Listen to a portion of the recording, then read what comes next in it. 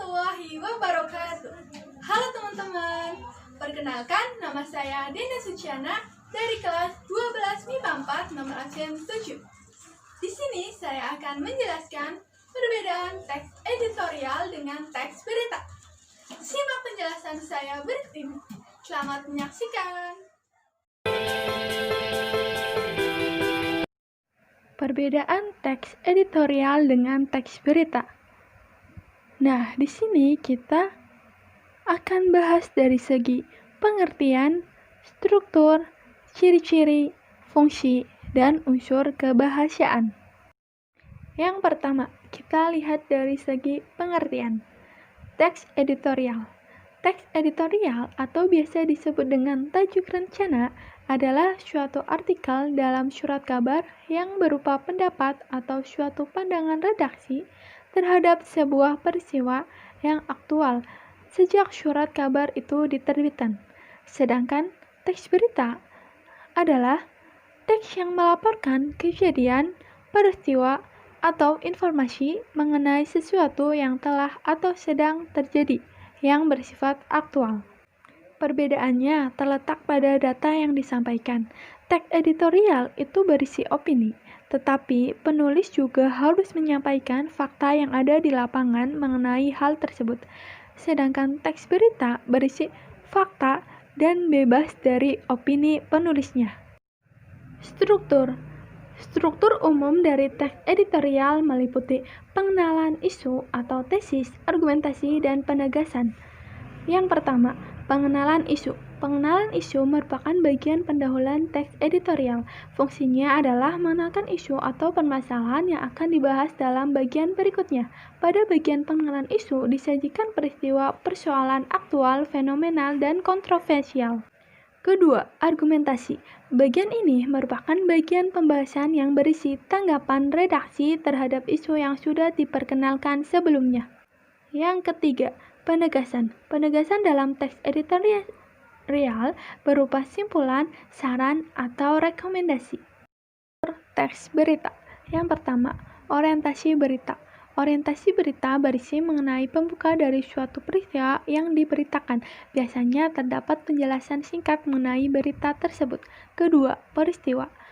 Peristiwa berisi mengenai jalannya kejadian dari awal sampai akhir yang didasari pada peristiwa yang terjadi dan dijelaskan berdasarkan fakta di lapangan. Ketiga, sumber berita. Berisi mengenai sumber didapatkan berita tersebut. Biasanya berita yang ditambahkan sumber dituliskan pada media cetak seperti koran. Fungsi teks editorial. Yang pertama, menjelaskan fakta dan akibatnya kepada masyarakat. Kedua, mengisi latar belakang dari isu dengan kenyataan sosial dan faktor yang mempengaruhinya. Ketiga, memberikan penilaian moral terhadap isu tersebut. Keempat, mengajak pembaca untuk ikut berpikir tentang peristiwa atau masalah yang sedang hangat dibahas. Fungsi teks berita. Yang pertama, untuk menyampaikan informasi. Kedua, membantu masyarakat bersikap terbuka. Ketiga, lebih mementingkan kesadaran pada publik.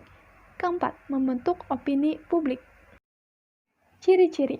Ciri-ciri teks editorial. Yang pertama, topik tulisan teks editorial bersifat aktual dan faktual. Yang berarti topik yang dibahas berdasarkan kenyataan dan benar-benar terjadi. Kedua, teks editorial harus bersifat sistematis dan logis. Ketiga, teks editorial merupakan sebuah opini atau suatu pendapat yang bersifat argumentatif. Keempat, tidak terdapat nama penulisnya. Jika dibandingkan dengan teks berita itu terdapat nama penulisnya. Nah, ciri-ciri teks berita. Yang pertama, bisa dipercaya atau bersifat faktual dan aktual. Kedua, bahasa yang digunakan menarik. Ketiga, waktu serta tempat peristiwa jelas.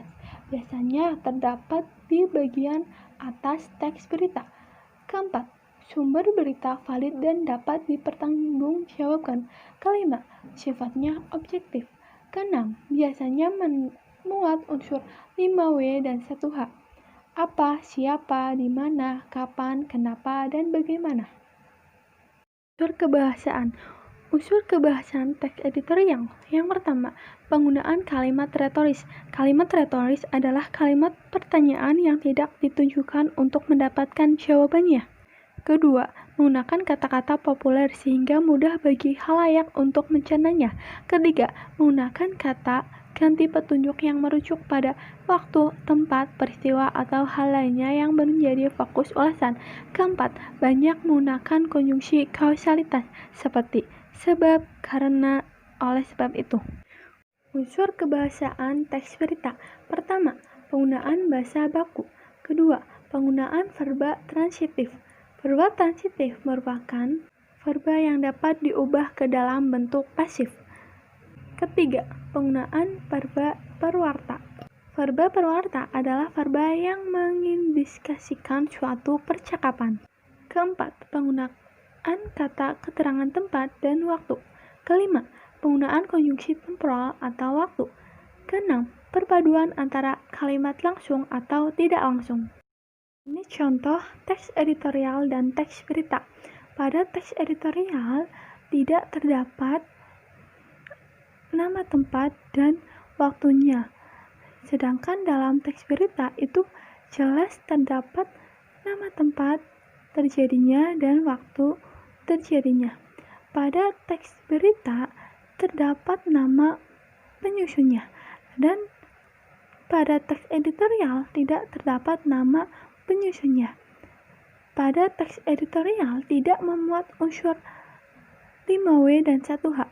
Pada teks berita memuat unsur 5W dan 1H. Terima kasih telah menyimak penjelasan dari saya. Kurang dan lebihnya mohon maaf. Sekian dari saya. Terima kasih. Wassalamualaikum warahmatullahi wabarakatuh.